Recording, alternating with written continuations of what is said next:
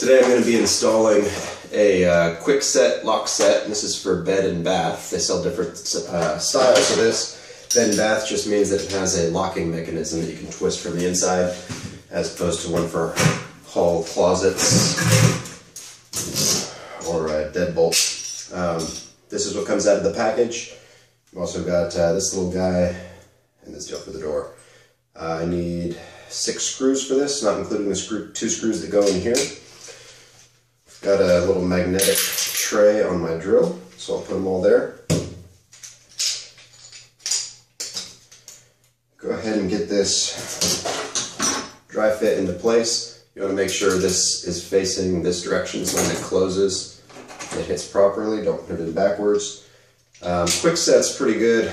They've got this little system, I can just twist it and take it off, so I do not have to take the screws all the way out. These things, it doesn't matter what way your door faces, just you want to push in on here. That'll allow this to go in smoothly. And then this other end is going to just pop on here. It is directional.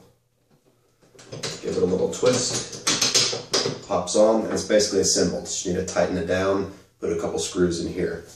So first I'm going to put my screws on the side here.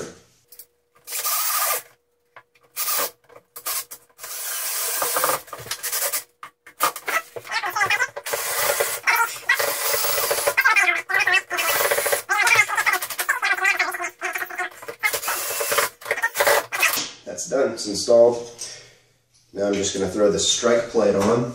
Before I do that, I want to test it. Just make sure this falls in right. There's a hole in here, and I'm seeing it's going towards the bottom. This doors fit pretty snugly. I took it off to repaint it, so I want to ensure that this strike plate goes down to the bottom of there.